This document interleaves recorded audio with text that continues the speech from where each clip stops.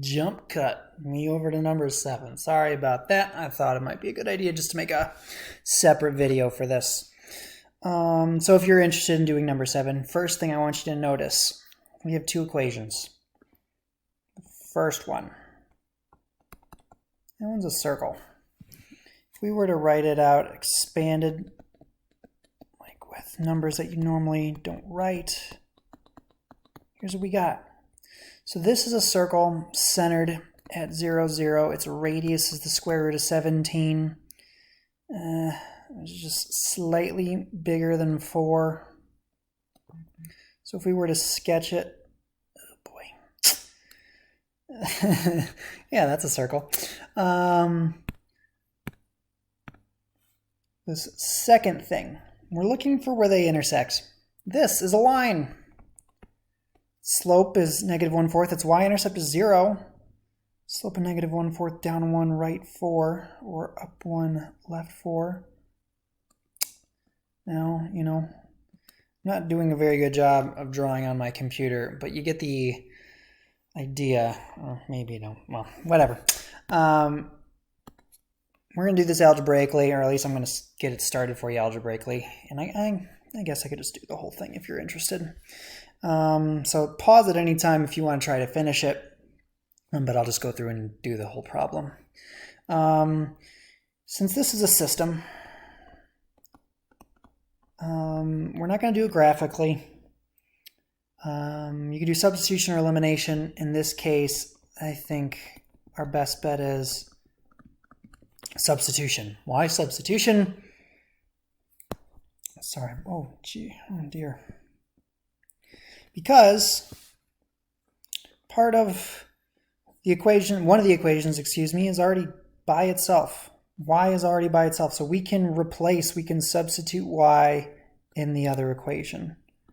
We have x squared plus whatever we're going to replace y for squared equals 17. And what it's going to be doing the replacing? Negative 1/4 x. Now you got to be careful when you square this.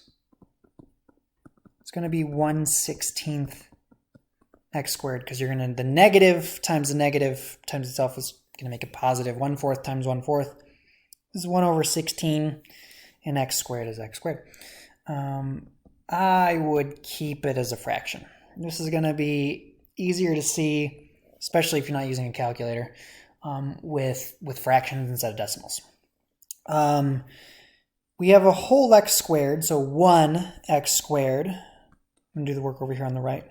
We're going to add that to 1/16 of an x squared, and 1 is 16/16. So when we add those together, this left-hand side becomes 17/16 x squared, which is equal to 17. Now, if we're getting rid of a fraction as a coefficient, we're going to multiply by its reciprocal because the tops and bottoms will cancel. So we're going to multiply over on the right side by 16/17. What's nice about this problem, a lot of stuff's crossing out. We have x squared equals 16. And at this point, I'm sure you know to take a square root. And we get x equals, and this is where you might make a mistake. Look at our drawing. There are two places where this is probably intersecting. X equals positive 4 and x equals negative 4. A lot of people will forget that negative one. So we have 2 points, 4 comma something and negative 4 comma something, where these are going to intersect. We need to find y-coordinates. And how are we going to find y-coordinates? We're going to take those two numbers and plug them into either of the equations above. I'm going to choose the linear equation because it has less to do. What's negative 1/4 times 4? Well, y in that case is going to be negative 1. And what's negative 1/4 times negative 4? It's positive 1. So if you stuck around, if you, I guess, jumped over to this second video, our two intersection points are 4, -1 and -4, 1. Not the worst system in the world, but definitely tricky with squaring and square roots and finding multiple answers. So thanks for watching, and I'll see you later.